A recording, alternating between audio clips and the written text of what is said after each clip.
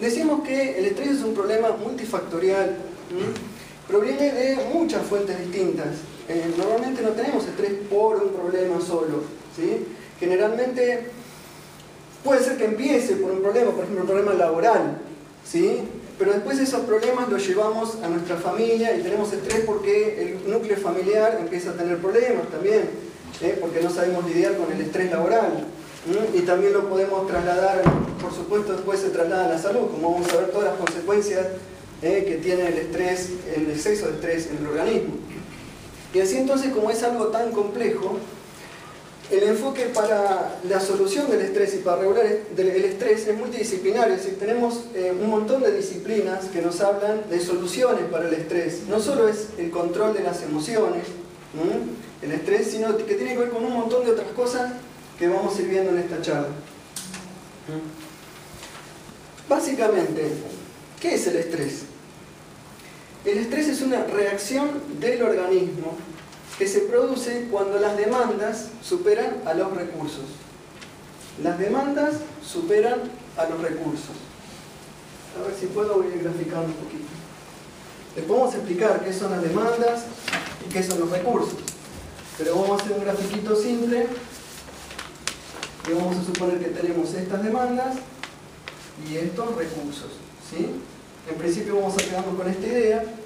Entonces, cuando las demandas que tenemos superan a los recursos, se produce una reacción. Es decir, el estrés es una respuesta del organismo, no es una emoción. Las emociones están antes y después y durante el estrés, pero el estrés no es una emoción, tampoco es una enfermedad, es causante de enfermedades, ¿sí?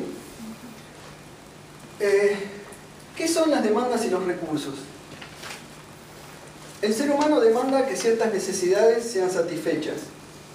Para satisfacer esas demandas, el organismo dispone de recursos. ¿Qué recursos tenemos para enfrentarnos a los desafíos de la vida? Por ejemplo, recursos físicos. Tenemos fuerza física, destreza física, tenemos los distintos tipos de inteligencia. También podemos hablar de la inteligencia emocional, que nos sirve para resolver los problemas, las demandas que tenemos en la vida, recursos intelectuales, recursos físicos, recursos emocionales, ¿sí? Entonces contamos con un montón de recursos para enfrentarnos con las demandas.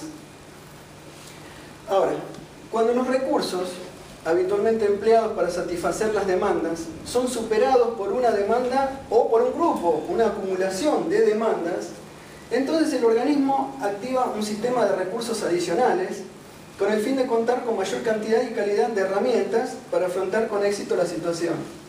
¿Se entiende? Es decir, el sistema, como se vio en el primer video, activa un sistema para generar recursos adicionales en el organismo. ¿Qué recursos, por ejemplo?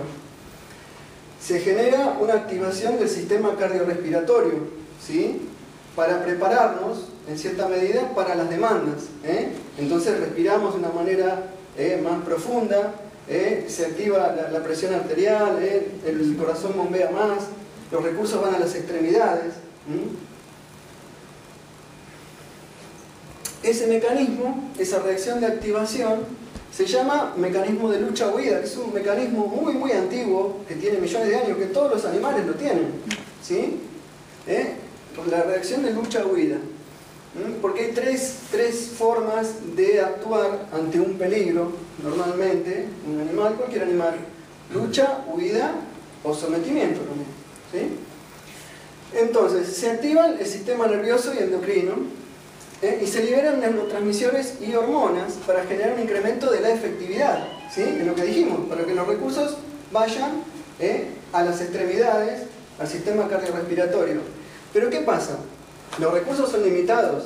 Así como vamos a tener más recursos en ciertas áreas del cuerpo, eso es en desmedro de otros recursos. Por ejemplo, el sistema digestivo deja de funcionar o empieza a funcionar de manera deficiente, pues los recursos van a las extremidades, ¿sí?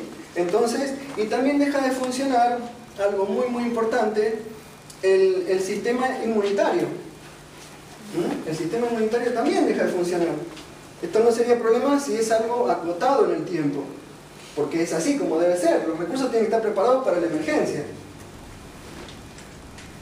Pero ¿cuál es el problema entonces? El problema principal: que el sistema es muy efectivo a la hora de resolver situaciones en el plano físico, biofísico, pero no para situaciones de la vida moderna, de la vida de la ciudad, de lo que nos pasa todos los días a nosotros.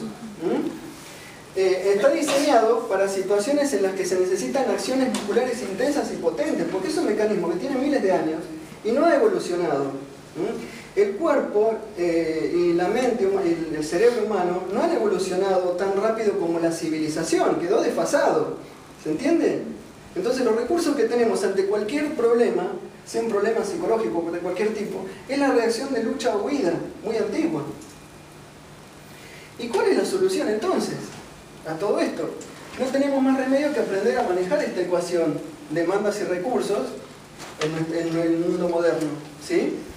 Y el modo de manejar el estrés se logra entonces disminuyendo las demandas, ¿sí? Disminuyendo las demandas o aumentando los recursos. Ahora, yo les pregunto, ¿hasta qué punto les parece a ustedes? A ver, ¿quién dijo? El equilibrio. ¿Acá? O bajar esto, pero en definitiva que los dos, así, igualarlos, ¿les parece?